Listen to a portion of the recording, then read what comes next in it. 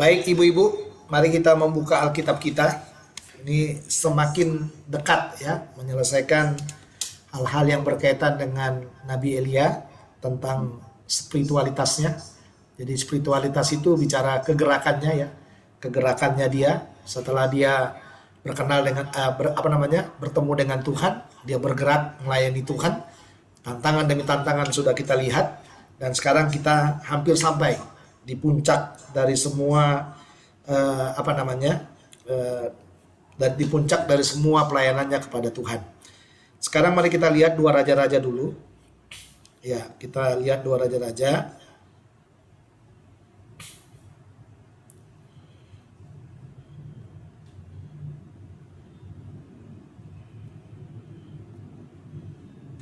Ya, mari kita lihat dua raja-raja.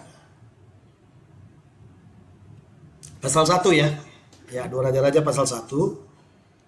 Mari kita lihat ayat yang pertama sampai 18. Ya. Dua raja-raja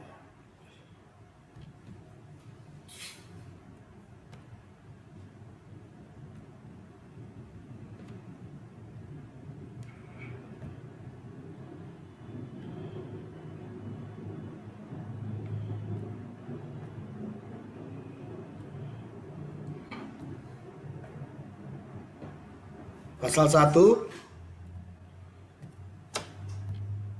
Ya. Mari kita lihat ayat 1 ya. Sesudah Ahab mati, maka memberontaklah Moab terhadap Israel. Pada suatu hari jatuhlah Ahazia dari kisi-kisi kamar atasnya yang ada di Samaria, lalu menjadi sakit. Kemudian dikirimnyalah utusan-utusan dengan pesan, pergilah, mintalah petunjuk kepada Baal Zebub, Allah di Ekron, apakah aku akan sembuh dari penyakit ini. Tetapi berfirmanlah malaikat Tuhan kepada Elia orang Tisbe itu, bangunlah, berangkatlah, menemui utusan-utusan Raja Samaria, dan katakan kepada mereka, apakah tidak ada Allah di Israel, sehingga kamu ini pergi untuk meminta petunjuk kepada Baal Zebub, Allah di Ekron. Sebab itu, beginilah firman Tuhan, engkau tidak akan bangun lagi dari tempat tidur di mana engkau berbaring, sebab engkau pasti akan mati. Lalu pergilah Elia. Sesudah itu, utusan-utusan itu kembali kepada raja. Berkatalah ia kepada mereka, mengapa kamu kembali? Jawab mereka kepadanya, ada seorang datang menemui kami dan berkata kepada kami, pergilah, kembalilah kepada raja yang telah menyuruh kamu, dan katakanlah kepadanya, beginilah firman Tuhan, apakah tidak ada Allah di Israel, sehingga engkau menyuruh meminta petunjuk kepada Baal Zebub, Allah di Ekron. Sebab itu engkau tidak akan bangun lagi dari tempat tidur di mana engkau berbaring, sebab engkau pasti akan mati. Lalu bertanyalah ia kepada mereka, bagaimanakah rupa orang yang telah datang menemui kamu itu, dan yang mengatakan perkataan ini kepadamu? Jawab mereka kepadanya, seorang yang memakai pakaian bulu dan ikat pinggang kulit terikat pada pinggangnya. Maka berkatalah ia, itu Elia orang Tisbe. Sesudah itu disuruhnyalah kepada Elia seorang perwira dengan 50 anak buahnya. Orang itu naik menjumpai Elia yang sedang duduk di atas puncak bukit. Berkatalah orang itu kepadanya, hai abdi Allah, raja bertitah, turunlah. Tetapi Elia menjawab katanya kepada perwira itu, kalau benar aku abdi Allah, biarlah turun api dari langit memakan engkau habis dengan 50 anak buahmu. Maka turunlah api dari langit memakan dia habis dengan 50 anak buahnya. Kemudian raja menyuruh pula kepadanya seorang perwira yang lain dengan 50 anak buahnya. Lalu orang itu berkata kepada Elia, hai abdi Allah, beginilah titah raja, segeralah turun. Tetapi Elia menjawab mereka, kalau benar aku abdi Allah, biarlah turun api dari langit memakan engkau habis dengan 50 anak buahmu. Maka turunlah api Allah dari langit memakan dia habis dengan 50 anak buahnya. Kemudian raja menyuruh pula seorang perwira yang ketiga dengan 50 anak buahnya. Lalu naiklah perwira yang ketiga itu, dan sesudah sampai berlututlah ia di depan Elia, serta memohon belas kasihan kepadanya. Katanya, "Ya abdi Allah, biarlah kiranya nyawaku dan nyawa ke-50 orang hamba-hambamu ini berharga di matamu. Bukankah api sudah turun dari langit memakan habis kedua perwira yang dahulu dengan ke-50 anak buah mereka? Tapi sekarang biarlah nyawaku berharga di matamu." Maka berfirmanlah malaikat Tuhan kepada Elia, "Turunlah bersama-sama dengan dia, janganlah takut kepadanya." Lalu bangunlah Elia dan turun bersama-sama dia menghadap raja. Berkatalah Elia kepada raja, "Beginilah firman Tuhan, oleh karena engkau telah mengirim utusan-utusan untuk meminta petunjuk kepada Baal-zebub, Allah di Ekron, seolah-olah tidak ada Allah di Israel untuk ditanyai firman-Nya, maka sebab itu engkau tidak akan bangun lagi dari tempat tidur di mana engkau berbaring. Sebab engkau pasti akan mati." Maka matilah raja sesuai dengan firman Tuhan yang dikatakan oleh Elia. Maka Yoram menjadi raja menggantikan dia dalam tahun kedua zaman Yoram bin Yosafat raja Yehuda. Sebab Ahasia tidak mempunyai anak laki-laki. Selebihnya dari riwayat Ahasia, apa yang dilakukannya, bukankah semuanya itu tertulis dalam kitab sejarah raja-raja di Israel? Ibu-ibu sekalian, mari kita lihat bagian-bagian firman Tuhan ini. Ya, kita belajar di sini ada hal yang sangat menarik menurut saya. Ya, menariknya itu adalah Elia. Ya, mari kita lihat di dalam bagian ini.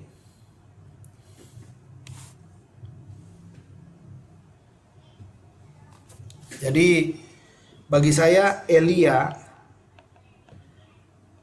dia sangat kuat dengan apa?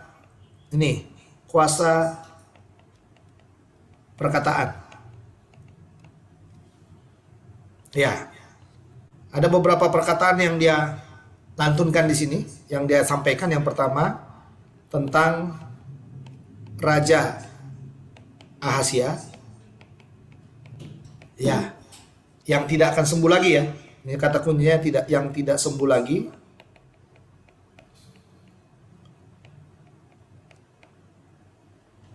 Lalu yang akan mati.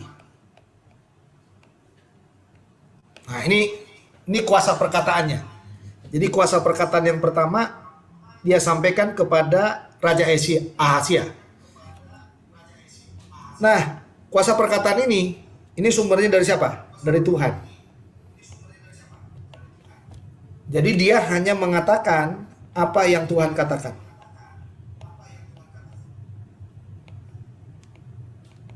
Nah, ini kita perlu seperti itu, saudara. Ya, jadi jangan melebihi Tuhan. Jadi apa yang Tuhan katakan, sampaikan saja. Ahasia, dia bertanya kepada apa namanya, Baal-zebub ya, kepada berhala lah, kita katakan berhala. Lalu Tuhan murka, Tuhan gak suka. Ya, makanya dikatakan, apakah gak ada Allah Israel lagi di Samaria sana, katanya. Kok kamu harus bertanya kepada berhala sih? Ini kadang-kadang karakter kita juga ini, karakter Ahasia ini. Kadang-kadang saudara, di tengah-tengah kita kepepet, di tengah-tengah kita nggak bisa lagi ngapa-ngapain, kadang-kadang kita menghalalkan semua cara. Dan Ahasia yang mungkin kepingin lagi panjang hidupnya, mulai bertanya, kira-kira aku sembuh gak dari sakit ini, katanya. Ternyata yang dilakukan oleh Raja Ahasia itu Tuhan tahu, dan Tuhan gak setuju. Makanya di dalam ayat-ayat firman Tuhan yang kita baca tadi dikatakan, Tuhan suruh Elia orang Tisbe itu untuk berkata kepada dia. Dan dia mengatakan apa yang Tuhan katakan. Jadi kuasa perkataan itu sumbernya selalu dari Tuhan. Jadi kita harus melatih mulut kita ini mengatakan apa yang Tuhan katakan. Jadi jangan pernah mengatakan apa yang Tuhan tidak katakan. Jadi kalau kita mengatakan apa yang Tuhan tidak katakan, itu berarti kita ngarang. Tapi kalau kita mengatakan apa yang Tuhan katakan, berarti kita selaras dengan Tuhan. Ya, kita selaras dengan Tuhan. Kita perlu saudara dalam hidup ini membangun keselarasan dengan Tuhan. Jadi jangan sampai kita berkata-kata sendiri. Ya, jadi kita mengatakan sesuatu yang enak menurut kita, yang nikmat menurut kita, gitu ya. Kadang-kadang yang Tuhan katakan itu pahit. Ini harus kita ingat ini ya. Jadi kita tahu bahwa teguran, ya teguran Tuhan itu ini selalu pahit. Pahit ya. Tapi kalau kita bertobat, ini menjadi manis. Kalau kita bertobat. Nah, yang repotnya kadang-kadang kita nggak bertobat. Jadi Tuhan tuh sudah menegur, Tuhan tuh sudah berbicara, berulang kali dia berbicara, dengan berbagai macam cara dia berbicara kepada kita. Tapi kadang-kadang teguran Tuhan tuh banyak sekali kita abaikan dalam hidup kita. Nah, itu yang kadang-kadang membuat Tuhan itu jadi murka.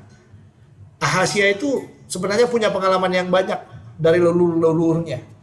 Ya, dia tahu banget bahwa Tuhan ini Tuhan tidak suka kepada apa? Berhala. Ya, tapi karena dia penguasa, dia selalu menggunakan berhala itu. Ya, berhala itu. Jadi waktu dia tergelincir, dia jatuh, ya dia sakit, lalu dia nyuruh pasukan, udah pergi deh, tanya deh, saya masih bisa hidup nggak? Nih, apa yang menjadi kegerakan kita, apa yang kita buat, Tuhan tuh memantau kita. Jadi tidak ada hidup kita ini, ibu-ibu sekalian ya, tidak ada hidup kita itu yang lepas dari kontrol Tuhan. Ya, lepas dari kendali Tuhan.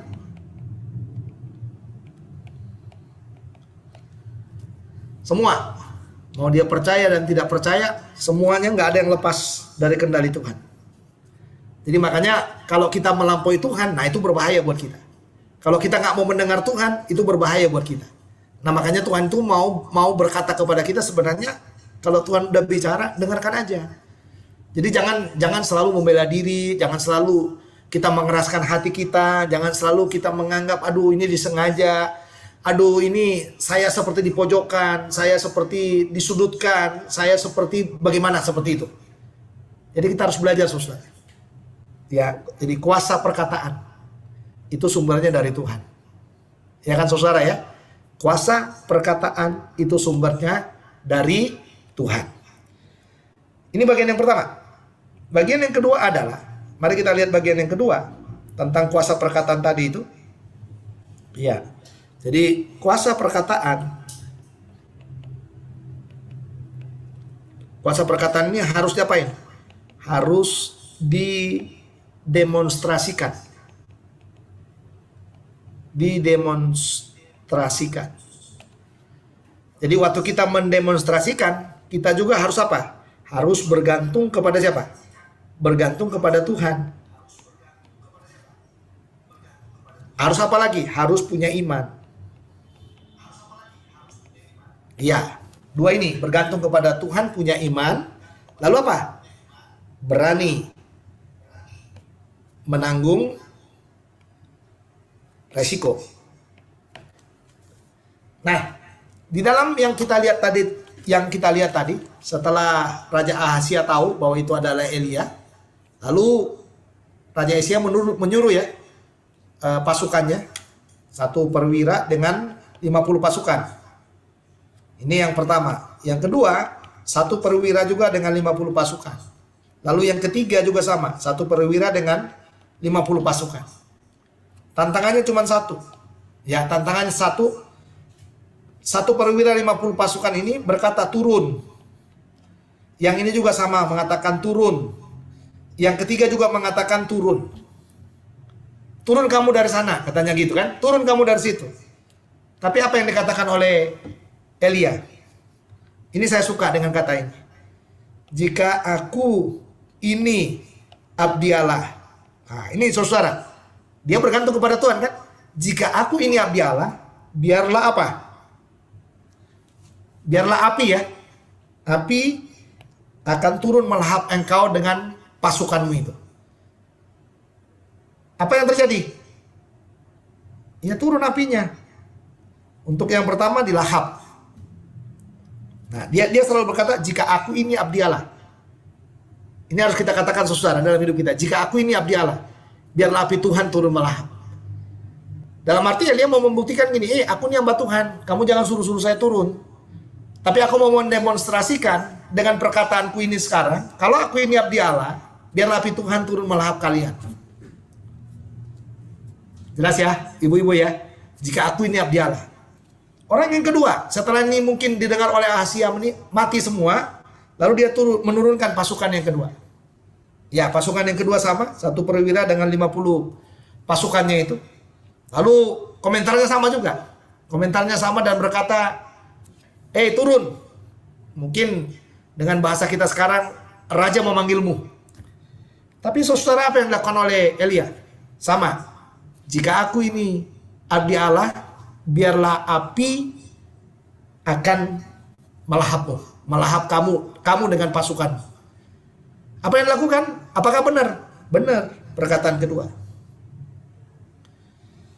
Kelompok yang ketiga datang. Ini 1 dengan 50. Ini lain saudara. Ini tidak nantangin. Dia mengatakan turun. Lalu Elia bilang, aku ini abdi Allah, biarlah api melahapmu. Tapi apa yang dilakukan oleh perwira ini? Dia langsung berkata-kata, jangan, sayangkanlah nyawaku. Coba saudara lihat ya, di ayat yang tadi ibu-ibu, mari kita coba lihat lagi 2 Raja-Raja. Ini menarik sekali saudara, kita bisa melihat di sini. Ya, 2 Raja-Raja tadi. 2 Raja-Raja pasal 1.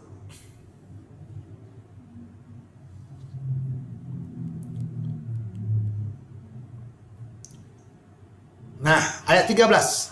Kemudian raja menyuruh pula seorang perwira yang ketiga dengan ke-50 anak buahnya. Lalu naiklah perwira yang ketiga itu, dan sesudah sampai berlututlah ia di depan Elia. Ini berlutut dia ya. Berlututlah dia di depan Elia serta memohon belas kasihan kepadanya. Katanya, ya abdi Allah, biarlah kiranya nyawaku dan nyawa ke-50 orang hamba-hambamu ini berharga di matamu. Nih, 2 orang nantangin. 2 pasukan nantangin, 2 perwira dengan 50 pasukan itu, masing-masing 50 pasukan itu nantangin.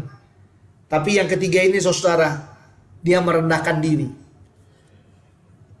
Ini bagus. Ya, karena dikatakan sana, berlututlah ia di depan Elia serta memohon belas kasihan kepadanya. Karena dia tahu ini nggak bisa dilawan. Elia nggak bisa dilawan. Ya, bagaimanapun dia mau memaksa Elia supaya dia turun, ini nggak bisa terwujud gitu loh. Tidak akan bisa terwujud. Tidak mungkin dia akan datang kepada Raja Ahazia kalau bukan Tuhan yang perintahkan kepadanya. Jadi satu-satunya cara bagaimana saudara? Satu-satunya cara dia merendahkan hatinya, merendahkan dirinya dengan berkata, biarlah kiranya nyawaku dan nyawa ke-50 orang hamba-hambamu ini. Saya suka dengan kata itu, berharga di matamu. Lalu ayat 14. Bukankah api sudah turun dari langit memakan habis kedua perwira yang dahulu dengan ke-50 anak buah mereka? Tetapi sekarang biarlah nyawaku berharga di matamu. Nah, ini saudara. Menarik ya. Apa perbedaannya? Perbedaannya 2 pasukan yang datang itu nantangin. Dengan kesombongan, dengan kekuatan. Seolah-olah kemampuan dari prajurit itu bisa mengalahkan Tuhan melalui Elia itu. Tapi yang ketiga ini beda. Yang ketiga ini datang merendahkan diri. Datang ingin membuktikan, kamu datang aja. Ini bahasa sekarang ya. Sayangkan nyawaku. Silakan kamu datang saja ke Raja Ahazia itu, saudara. Karena ternyata ini lagi. Balik lagi, Tuhan merespon dalam ayat 15. Maka berfirmanlah malaikat Tuhan kepada Elia, turunlah bersama-sama dia, janganlah takut kepadanya. Lalu bangunlah Elia dan turun bersama-sama dengan dia menghadap raja. Jadi kelompok 1, 2, Tuhan tidak mengizinkan ada yang turun tuh. Nggak turun. Malah mereka lenyap. Tapi yang ketiga ini turun. Karena Tuhan ada jaminan dari siapa? Jaminan dari Tuhan. Karena Tuhan katakan di sana, ya turunlah bersama-sama dengan dia, jangan takut kepadanya. Ya, jangan takut kepadanya. Ya, ini jaminan Tuhan, jangan takut kepadanya. Dan Elia konsisten dengan kuasa perkataan. Kuasa perkataan yang sudah diucapkan ya di ayat sebelumnya, sekarang diulang lagi pada waktu ketemu dengan Raja Ahazia. Ya, memang benar itu ya. Kalau sudah lihat di sana, tidak ada yang dikurangi oleh Elia dalam ayat 16. Berkatalah Elia kepada raja, beginilah firman Tuhan, oleh karena engkau telah mengirim utusan-utusan untuk meminta petunjuk kepada Baal-zebub, Allah di Ekron, seolah-olah tidak ada Allah di Israel untuk ditanyakan firman-Nya. Ya, maka sebab itu engkau tidak akan bangun lagi dari tempat tidur di mana engkau berbaring, sebab engkau pasti akan mati. Ya, jadi dua ya, ibu-ibu. Jadi kuasa perkataan itu sumbernya dari Tuhan. Yang kedua, kuasa perkataan itu harus didemonstrasikan dengan apa? Dengan bergantung juga kepada Tuhan. Jadi jangan mendemonstrasikan kuasa perkataan itu dengan tidak bergantung kepada Tuhan. Kalau Anda tidak bergantung kepada Tuhan, ibu-ibu tidak bergantung kepada Tuhan, tidak akan ada kejadiannya. Tidak akan ada sesuatu hal yang dinyatakan Tuhan. Tidak akan ada kita melihat mujizatnya. Nah, ini luar biasa kan? Ya, jika aku ini abdi Tuhan. Coba lihat ya. Kita selidik, kita ulangin sedikit lagi. Ya, perhatikan di sana. Ya, ayat yang ke-10 ya. Kalau benar aku abdi Allah, biarlah turun api dari langit memakan engkau habis dengan ke-50 anak buahmu. Jadi dia pertaruhkan apa? Abdi Allah. Kalau aku ini abdi Allah, biarlah api turun. Jadi kalau dia nggak abdi Allah, ya api nggak turun. Benar nggak saudara ya? Tapi karena dia abdi Allah yang bergantung kepada Allah, maka dikatakan dalam bagian itu apa? Nah itu tadi, maka turunlah api dari langit memakan dia habis dengan ke-50 anak buahnya. Ya. Lalu di dalam ayat yang ke-11 datang lagi pasukan yang kedua. Ini supaya jelas ayatnya ya. Kemudian raja menyuruh pula kepadanya seorang perwira yang lain dengan ke-50 anak buahnya. 50. Nangkap satu nabi, 50 dipakai. 2 kali ini. Ini yang kedua. Lalu orang itu berkata kepada Elia, "Hai abdi Allah, beginilah titah raja, segera turun." Tetapi Elia menjawab mereka, "Kalau benar aku abdi Allah, biarlah turun api dari langit memakan engkau habis dengan ke-50 anak buahmu." Maka turunlah api Allah dari langit memakan dia habis dengan ke-50 anak buahnya. Menarik saudara. Ini luar biasa menurut saya. Dan itu realita. Real. Tidak bisa dilawan. Nah itu dia. Dan ini yang kita tunggu saudara. Ya kita belajar ini. Apa yang kita perkatakan itu. Ya harus ada demonstrasi. Ya baru yang ketiga inilah dikatakan. Di dalam bagian itu. Ini beda datangnya. Kemudian raja menyuruh perwira ketiga. Ya tapi ini beda modelnya. Dia datang, naiklah perwira yang ketiga itu. Dia yang naik ya. Naiklah perwira ketiga itu. Dan sesudah sampai berlututlah ia di depan Elia. Nah ini saudara. Dan ini mungkin perwira ketiga ini menjadi jembatan ya. Yang meluluhkan hati Tuhan. Yang membiarkan Elia untuk bisa datang kepada siapa?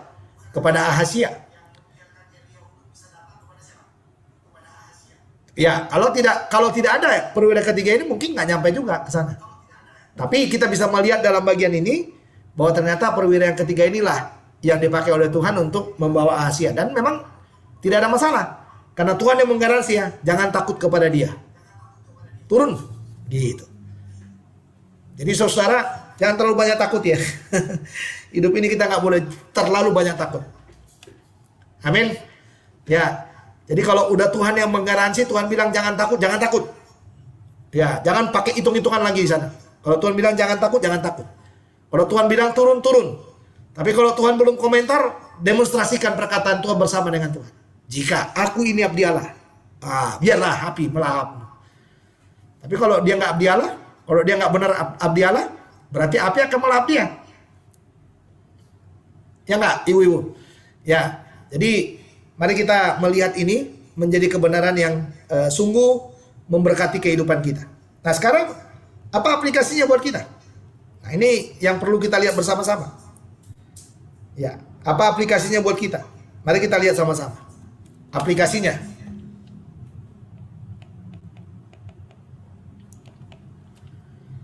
Nih, yang pertama jaga kesucian. Kesucian perkataan. Ini penting. Jadi jangan sembarang ngomong. Jangan sembarang mengutuk. Jangan sembarang mengucapkan kata-kata yang tidak mempermuliakan Tuhan. Atau jangan sembarang mendemonstrasikan kuasa Tuhan. Kalau tidak perlu jangan didemonstrasikan. Jadi Tuhan yang suruh. Jadi jaga kesucian perkataan. Ini penting. Ya, menjaga kesucian dari sebuah perkataan. Jadi jangan sampai kita mengatakan kata-kata yang tidak senonoh. Kata-kata yang tidak membangun. Kata-kata yang tidak mempermuliakan Tuhan. Ya, coba kita bandingkan dengan Efesus. Mari kita lihat sama-sama Alkitab kita. Ya, dari Efesus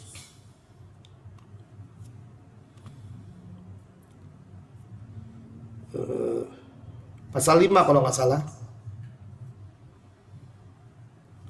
Ayat 4. Ya. Efesus pasal 5 ayat 4. Saya dikatakan demikian juga perkataan yang kotor, yang kosong, atau yang sembrono. Karena hal-hal ini tidak pantas dikatakan, tetapi sebaliknya ucapkanlah syukur. Tidak lepas dari ayat 3 ya. Tetapi percabulan dan rupa-rupa kecemaran atau keserakahan disebut saja pun jangan di antara kamu. Ini disebut saja, berarti ini bicara perkataan ya. Ini ayat 34 ya ibu-ibu. Ya. Jadi sekali lagi saya baca ya. Tetapi percabulan dan rupa-rupa kecemaran atau keserakahan disebut saja. Ini berarti berkaitan dengan perkataan. Jangan di antara kamu. Sebagaimana sepatutnya bagi orang-orang kudus. Karena mulut kita sudah dikuduskan, lidah kita sudah dikuduskan. Maka yang namanya kecemaran, keserakahan, dan hal-hal yang sembrono kita nggak mau lagi mengucapkannya sembarangan. Makanya dibilang dalam ayat 5, demikian juga perkataan yang kotor, yang kosong, atau yang sembrono, karena hal-hal ini tidak pantas. Tapi sebaliknya, ya lawannya, dikatakan lawannya apa? Ucaplah syukur. Ucaplah syukur. Jadi lebih bagus supaya kita menjaga kesucian perkataan kita, banyaklah bersyukur. Amin. Makasih Tuhan buat hari ini. Terima kasih buat orang yang kata-katanya kotor ini. Biar Engkau menjamah hatinya. Ucap syukur. Itu jauh lebih bagus kita mengucap syukur daripada kita mengumpat. Ya. Jadi jaga kesucian perkataan. Amin. Ya. Jadi jaga kesucian perkataan. Saya selalu berkata kepada saudara, jaga kesucian. Jangan teriak-teriak, dikit-dikit teriak-teriak. Istilahnya orang nyolot. Gitu, jangan. Ya, untuk bisa menjaga kesucian perkataan itu, bagaimana caranya saudara? Banyak mendengar.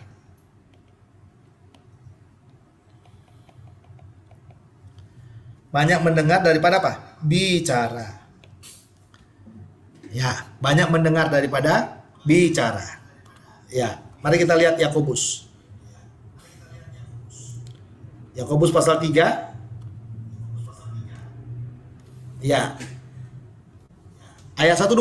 Saudara-saudaraku, nih kita lihat Yakobus pasal 3 ayat 1 dan ayat 2. Ya. Saudara-saudaraku, janganlah banyak orang di antara kamu mau menjadi guru, sebab kita tahu bahwa sebagai guru kita akan dihakimi menurut ukuran yang lebih berat. Guru itu banyak bicara. Banyak ngomong guru. Kayak saya guru dosen ini banyak bicara. Pendeta itu banyak bicara, banyak ngomongnya saudara. Ya, ngeri. Kita ini ngeri saudara. Ngeri kita saya menyadari, saya hamba Tuhan, saya pendeta, saya guru, saya dosen. Saya kadang-kadang menyadari juga bahwa kita terlalu banyak berkata-kata, terlalu banyak nasihat, terlalu banyak teori, terlalu banyak kata-kata firman yang kita lepaskan. Tapi pertanyaannya, adakah itu kita lakukan dalam hidup kita? Ya, ini karena tidak melakukan, makanya dibilang jangan terlalu banyak jadi guru. Sebab kita semua bersalah dalam banyak hal, barang siapa tidak bersalah dalam perkataannya, ia adalah orang sempurna yang dapat juga mengendalikan seluruh tubuhnya. Nah, makanya dikatakan kita mengenakan kekang pada mulut kuda, sehingga ia menuruti kehendak kita. Dengan jalan demikian kita dapat juga mengendalikan seluruh tubuhnya. Dan lihat saja kapal-kapal walaupun amat besar, ya, dan digerakkan oleh angin keras, namun dapat dikendalikan oleh kemudi yang kecil. Demikian juga lidah. Ini lihat di sini. Walaupun suatu anggota kecil dari tubuh, namun dapat memegahkan perkara-perkara yang besar. Lihatlah, betapapun kecilnya api, ia dapat membakar hutan yang besar. Lidah pun adalah api, yang merupakan suatu dunia kejahatan dan mengambil tempat di antara anggota tubuh kita sebagai suatu tempat yang dapat menodai seluruh tubuh dan seterusnya.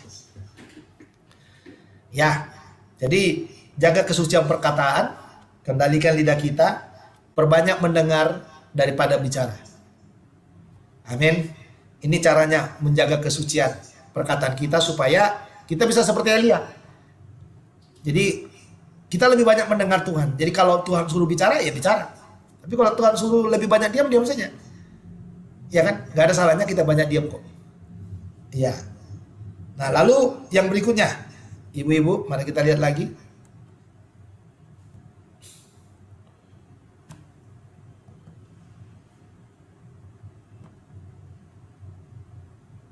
Ya. Yang kedua, bukan hanya menjaga kesucian perkataan, tapi kita juga perlu apa? Jaga diri. Jaga diri, jangan terlalu mudah emosi atau panik. Nah, ini jaga diri. Nah, jaga diri ini kaitannya dengan siapa? Kita berelasi dengan siapa? Relasi dengan Tuhan. Jadi orang itu mampu menjaga dirinya karena dia punya relasi yang baik dengan Tuhan. Kalau orang tidak punya relasi yang baik dengan Tuhan, dia tidak akan mampu menjaga dirinya. Dia tidak akan mampu mengendalikan hawa nafsunya. Makanya di sini katakan jaga diri. Ini relasi dengan Tuhan. Jangan terlalu mudah emosi. Nah, Elia itu emosi nggak? Enggak. Turun katanya gitu dengan pasukan. Panik nggak dia? Nggak panik, dia duduk aja, santai aja. Ini luar biasa, saudara. Dia santai aja kan? Dia marah nggak ke 50 pasukan itu, ke perwira itu? Dia nggak marah. Dia duduk saja, dia santai saja menghadapinya. Dia hanya berkata, jika aku ini abdi Allah. Wah. Biarlah api biar api, dia nggak teriak juga, santai aja bicara. Jadi ini, jangan terlalu mudah emosi. Karena kalau kita emosi atau panik, ini tidak ada mukjizat.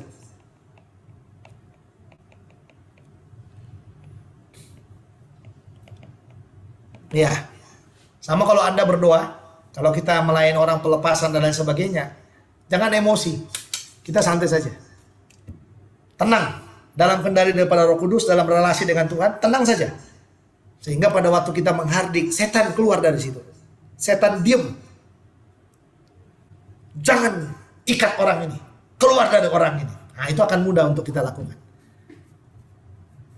Ya, jangan terlalu banyak teriak-teriakannya. Kalau orang pelepasan itu kan saudara terlalu banyak teriak-teriaknya ya. Iya. Nah, kita belajar itu tadi, jaga diri. Ya, jaga diri. Karena dalam hal-hal yang rohani pun, ya, dalam kondisi yang sangat rohani pun, kita sangat percaya bahwa setan bisa kerja juga.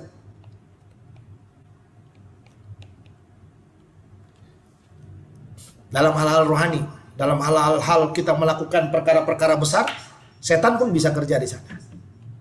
Ya, jadi dua ini ibu-ibu ya aplikasinya. Jadi jaga perkataan, jaga diri. Supaya apa? Ini tadi, tema kita adalah kuasa perkataan. Sumbernya dari Tuhan. Lalu yang kedua apa? Demonstrasikan dengan berrelasi dengan Tuhan dengan baik. Nah, aplikasinya adalah untuk bisa melakukan ini. Jaga kesucian perkataan, jaga diri. Jangan mudah panik, jangan mudah emosi. Ya. Ada yang mau diskusi silakan. Ini istimewa karena ini minggu terakhir, boleh kita diskusi sedikit. Silakan kalau ibu-ibu mau ada yang diskusi dari firman ini. Pak, saya mau tanya tadi dalam hal rohani setan bisa apa tadi? Setan bisa menggoda kita, setan bisa bekerja di sana. Kalau kita tidak jaga diri ya, suasana yang rohani kita nggak bisa jaga diri dengan baik, setan itu bisa menggoda kita di situ. Ya kan? Lagi penyembahan, setan itu bisa mensuit emosi kita. Lagi penyembahan, setan itu bisa naruh pikiran kotor di pikiran kita. Makanya jaga diri. Lalu yang paling menarik itu, setan itu bisa menaruh apa? Luka-luka lama. Ya, trauma-trauma kita. Pikiran-pikiran kita yang kemana-mana itu, setan itu bisa taruh di situ. Sehingga merusak kondisi yang rohani itu. Makanya saya bilang tadi, jaga diri. Jangan emosi. Ya, jaga diri, jangan emosi. Ya, kendalikan seluruh keberadaan kita. Silakan, ada lagi? Kalau ada. Pak, saya nanya, Ya, sorry. Pak, itu jaga diri ya, bukan tahu diri ya Pak ya? jaga diri, bukan tahu diri, jaga diri. Sama Ya. itu Pak, tadi yang siapa Elia kan ngomongnya beberapa kali, dia bilang gini, mana ya? Aku ini abdi Allah. Kalau benar aku abdi Allah. Ya, kalau benar aku abdi Allah. Kenapa dia selalu ngomong kalau benar, bukan karena aku abdi Allah gitu loh. Enggak, dia mau menunjukkan kepada orang itu, dia nggak mau membanggakan dirinya bahwa dia abdi Allah. Tapi dia mau menunjukkan kalau benar aku ini abdi Allah, biarlah api turun melahap kalian. Tapi kalau dia nggak benar abdi Allah, berarti dia akan ditangkap sama orang itu. Gitu loh. Oke. Dia nggak berkata, oh istilah orang sekarang nih, aku pendeta yang punya kuasa. Kau menghina pendeta, terkutuklah engkau. Nggak, dia nggak kayak gitu. Dia santai. Kalau benar, aku ini abdi Allah. Ya kan? Sama juga pendeta sekarang. Kalau benar aku hamba Tuhan, biarlah Tuhan berperkara buat kamu. Ya. Jadi kita melepaskan apa? Melepaskan hak kita. Elia itu melepaskan haknya, melepaskan kesombongannya, melepaskan egonya, melepaskan predikatnya. Dengan sebutan kalau benar aku abdi Allah. Berarti yang benar itu apa? Yang benar itu Tuhan yang punya dia. Ya kan? Dia kan abdi Allah kan? Jadi Tuhan yang punya dia. Jadi kalau aku benar punyanya Tuhan, biar api melahap kamu gitu. Monggo lagi. Boleh sharing ya, ibu-ibu, silakan. Pak, saya Pak. Monggo. Yang kedua tadi dari aplikasi kan jaga diri, jangan terlalu mudah emosi, panik. Ya. Jaga diri sama jaga hati sebenarnya lebih sama. ini nggak sih Pak? Kalau jaga diri kan semua, Bu. Semua kan? Nah, di dalam diri, dalam tubuh itu ada hati kita yang menjadi pusat kehidupannya. Karena Jaga kan hati. jaga diri menurut saya lebih ke secara jasmani ya. Ya. Kalau kita jaga hati, dengan hati kita nggak akan mudah emosi, nggak panik. Boleh. Sama saya gini Bu Edit, maksud saya gini Bu Edit. Bu Edit, maksud saya gini, jaga diri itu pasti ada di dalamnya jaga hati, jaga semuanya. Jadi maksudnya waktu kita berhadapan dengan musuh kita atau berhadapan dengan orang-orang yang seperti Elia ini menyudutkan dia, jangan sampai dia melihat ada gelagat emosi dalam diri ini. Itu maksud saya tadi. Sebenarnya intinya yang benar itu ada di hati. Karena hati itu kan mempengaruhi tampilan kan? Mempengaruhi tampilan hati itu. Tapi kan orang di dunia ini kan nggak ngerti itu. Oh dia tuh udah ketakutan dia kan gitu ya.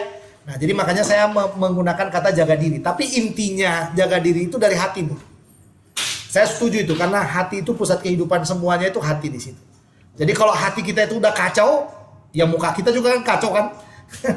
Ya itu yang dibilang Amsal 4 ayat 23 itu ya. Jagalah hatimu dengan segala kewaspadaan karena dari situlah terpancar kehidupan.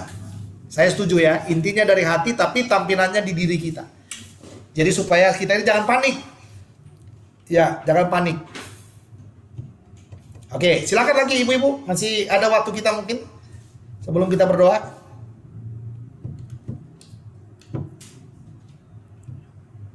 Oke, kalau sudah tidak ada, kita simpulkan ya. Apa kesimpulannya? Kesimpulannya sederhana. Saya orang percaya, ibu-ibu orang percaya. Tuhan melengkapi kita dengan kuasa perkataan.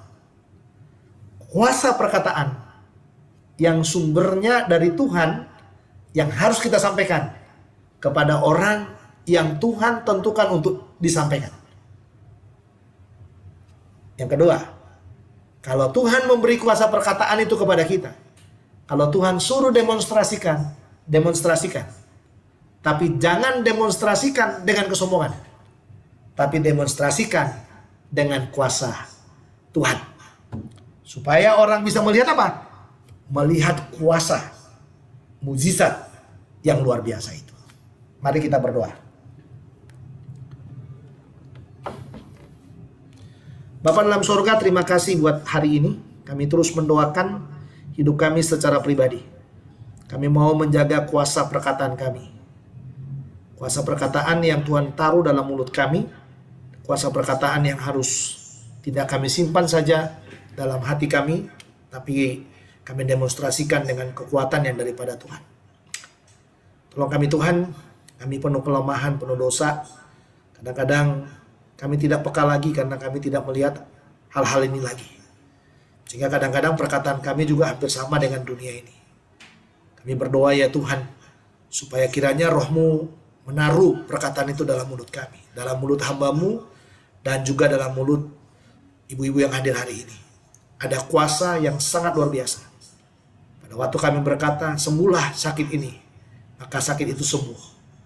Pada waktu kami melihat saudara kami susah, kami berdoa dan berkata, Tuhan menolong engkau dari kesusahanmu. Maka Tuhan akan hadir mendemonstrasikan kuasa-Mu di sana. Kami rindu Tuhan menjadi alat-Mu yang seperti itu. Kami tidak mau terlalu takut, terlalu mencekam dengan semuanya. Itu sebabnya kami mendoakan supaya kami dijauhkan dari hal-hal yang tidak berkenan kepada-Mu. Dari pergaulan-pergaulan dalam dunia ini yang tidak mempermuliakan nama-Mu. Dari pergaulan yang menjauhkan kami daripada Tuhan. Kami mau selalu dekat dan mengasihi Tuhan. Kami mendoakan ibu-ibu yang hadir hari ini, menyerahkan terus Pak Edwin dalam pergumulan pekerjaannya, Tuhan menolong. Menyerahkan juga Ibu Betty, Ibu Luman Raja ke dalam tangan kuasa-Mu. Biarlah Tuhan jamah juga jantung bagian tubuhnya yang masih terganggu. Kami mendoakan dalam nama Yesus Tuhan sembuhkan. Menyerahkan juga Tante Aceh yang bermasalah dalam lambung juga. Kami mendoakan dalam nama Yesus, Tuhan sembuhkan. Menyerahkan juga Ibu Dede, biarlah Tuhan akan menolong, Tuhan sembuhkan. Ibu Edith juga Tuhan tolong kami semuanya. Dan Tuhan beri kesehatan, kekuatan yang daripada-Mu. Menyerahkan Bu Yanti dan juga Bu Kori, Tuhan akan tolong dalam pergumulan-pergumulan hidupnya. Maka menyerahkan Bu Fiska juga, biarlah Tuhan akan tolong, memberkati dengan kuasa-Mu. Semua kami yang hadir dalam Zoom meeting ini Tuhan, kami menyerahkan hati pikiran kami ke dalam tangan kuasa-Mu. Biarlah Roh-Mu bersama-sama dengan kami. Biarlah Roh-Mu memberi kekuatan kepada kami. Biarlah Roh-Mu memperlengkapi kami dengan kuasa. Sehingga tidak ada kuasa yang mati dalam diri ini. Tapi kuasa itu hidup dan terus boleh jadi berkat dimanapun kami berada. Terima kasih kami berdoa untuk saudara-saudara kami yang dalam pergumulan-pergumulan hidup. Biarlah Tuhan akan menolong. Menyerahkan juga bangsa dan negara ini, Tuhan akan tolong bangsa kami. Dalam kekacauan demi kekacauan yang ada, biarlah Tuhan akan memberikan kekuatan yang daripada Tuhan. Hikmat yang daripada Tuhan. Kami berdoa juga untuk Dr. Terawan dalam persoalan yang sedang dihadapinya. Kiranya rahmat-Mu menolong dia. Tuhan membela dia. Tuhan yang berperkara buat dia, Tuhan menjamah dia. Banyak orang yang mungkin tidak suka dengan dia, tapi kami berdoa supaya Tuhan menjamah. Sebagai orang percaya, sebagai anak Tuhan, biarlah dia boleh berharap dan percaya kepada Tuhan, melepaskan kuasa-Mu yang sepenuhnya membela dan menolongnya Tuhan. Terima kasih buat semua kebaikan-kebaikan-Mu. Terima kasih buat semua kami yang sudah hadir. Rencana ke depan Narwastu, Tuhan tolong. Baik onsite, online, apapun yang kami mau lakukan Tuhan. Semuanya Tuhan berkati. Kami rindu, kami jadi berkat bagi banyak orang. Kami boleh menjangkau yang lain untuk hormat dan kemuliaan bagi nama-Mu. Kau ampuni dosa salah kami.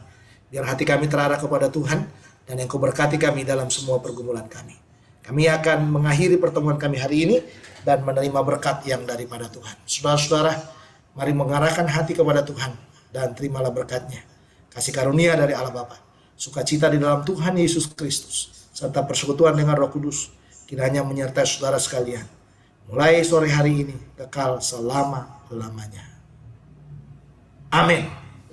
Tuhan Yesus memberkati kita. Ketemu lagi minggu yang akan datang. Selamat sore. Terima kasih, Pak.